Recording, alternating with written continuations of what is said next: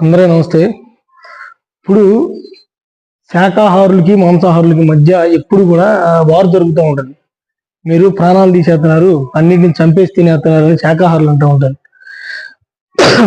అయితే ఇక్కడ ప్రధానంగా చెప్పాల్సింది ఏంటంటే, మాంసాహారులు ఏదో దుర్మార్గులు అయినట్టు, మాంసాహారులు తినేదానికి మాత్రమే ప్రాణం ఉన్నట్టు, శాకాహారులు తినే వాటికి ప్రాణం లేనట్టుగా ఈ వారు జరుగుతూ ఉంటుంది. వీళ్ళు వాదిస్తూ ఉంటారు.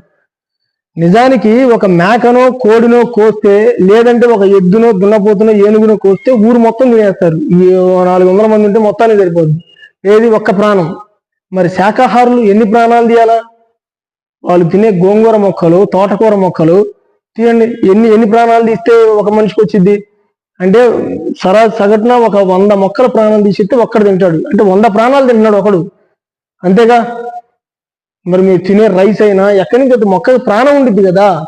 తోటకూర మొక్క, గోంగూర మొక్క పచ్చగా ఉన్నప్పుడే సరే, వరి మొక్క అంటే చచ్చిపోదు, వాటిని చంపేసి నీళ్ళు ఆపేసి చంపేసి తర్వాత కోసి తీస్తారు చచ్చిపోయిన తర్వాత. కానీ మీరు తోటకూరని గోంగూరని ఇవి మళ్ళీ వాటిని మీరు ముక్కలుగా పచ్చగా ఉన్నప్పుడే నరికి వాటిని కూర వండుకొని తింటున్నారు, అంతే కదా. ఇంకోటి ఏంటంటే, ఇప్పుడు మాంసాహారిని ఏదైనా మాంసాహారం అంటున్నవి ఆ జంతువుల్ని ఒక్కసారిగా చంపేస్తే ప్రాణం పోద్ది వాటికి. కానీ ఈ మొక్కలు అలా కాదు. మీరు పీకిన తర్వాత కూడా కొన్ని మొక్కలు అయితే ఒక రోజంతా కూడా బతుకుంటాయి.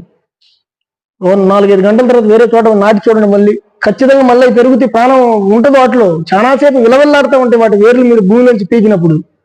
కానీ మాంసాహార జంతువులు అంత క్షోభ పెట్టి చంపట్ల, ఒకేసారి చంపేస్తున్నారు, అయిపోతుంది. ఇక్కడ ఇంకా చెప్పుకోవాల్సిన విషయాలు ఇంకా చాలా ఉన్నాయన్నమాట. అదేంటంటే, మొక్కలకి ప్రాణం ఉంటుంది. చదువుకున్నారుగా చిన్నప్పుడు, మొక్కలో ప్రాణం ఉండిద్దా లేదా తెలుసు కదా మీకు. ప్రాణం ఉన్న ఏదైనా సరే ఒకటే కింద పరిగణిస్తాను నేనైతే. అది మాంసాహారం శాకాహారం. ప్రాణం ఉన్న మొక్కది శాకాహారం అయితే, ప్రాణం ఉన్న జంతువుది కూడా శాకాహారమే. ప్రాణం ఉన్న జంతువుది మాంసాహారం అయితే, ప్రాణం ఉన్న మొక్కలు కూడా మాంసాహారమే. ప్రాణం ఉన్న ఏదైనా సరే ఒకే లెక్కన కట్టాలి వాటిని. ఒకదాని మాంసాహారం అని పేరు పెట్టి ఒకదాని శాకాహారం అని పేరు పెడతారా? తప్పు కదా. ప్రాణం ఉన్న ఏదైనా మాంసాహారమే. అది మాంసం అయినప్పుడు ఇది మాంసమే కదా.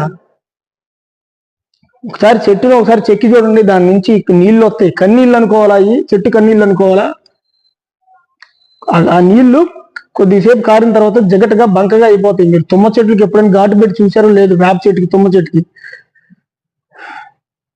వాటిని మీరు కాయలు విరుచుకొని తినడం, మొక్కలు కొట్టి నరకడం, ఎంత జీవహింస చేస్తున్నారు. ఒక తోటకూర, గోంగూర, ఈ బచ్చల కూర, మిగతా ఆకుకూరల గురించి, వేరే కూరల గురించి కాదు. మీరు శాకాహారం పేరుతోటి ఫ్రూట్స్ తెంపుకొని తింటున్నారు. ఆ మొక్కల యొక్క మాంసం పీక్కొని తింటమేగా మీరు ఫ్రూట్స్ తెంపుకొని తినడం అంటే, అంతే కదా. మళ్ళీ మీరు అయ్యా శాకాహారి గారు, తమరు శాకాహారి గారు అని చెప్పుకుంటున్నారే, మరి మీరు ధరించిన లెదర్ బెల్ట్ అది ఏ జంతువుని చంపితే వచ్చిందో తెలుసా మీకు? ఏమండో శాకాహారి గారు, మీరు తగిలిచ్చే హ్యాండ్ బ్యాగులు 10,000, 1,00,000, 10 లక్షల, కోటి రూపాయలు, ఈ హ్యాండ్ బ్యాగులన్నీ ఎన్ని జంతువులు చంపారు? ఏ జంతువుని చంపితే వచ్చింది తెలుసా లెదర్ మీకు? మీరు మళ్ళీ మాంసాహారుల గురించి మాట్లాడడం.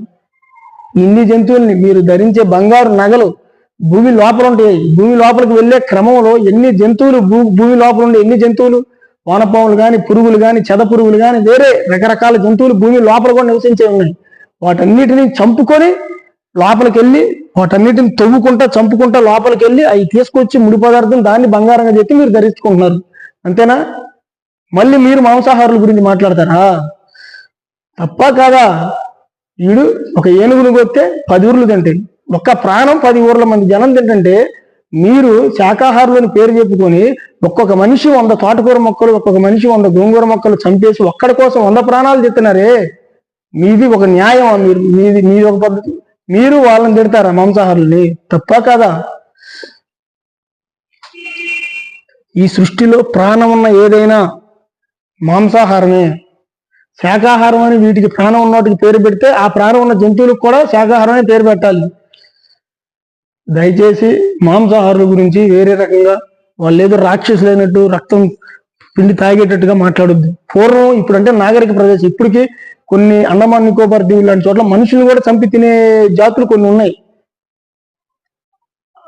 పూర్వం అసలు మొత్తం అందరూ మనుషులు పీక్క తినే కాలం నుంచి ఇప్పుడు నాగరిక సమాజం వచ్చింది. అది గుర్తుపెట్టుకోండి దయచేసి. మాంసాహారం లేదు దుర్మార్గుల్లాగా, మీరేదో పెద్ద ఆకాశం నుంచి ఊడిపడిన భగవంతుల్లాగా మాట్లాడొద్దు దయచేసి, సరేనా?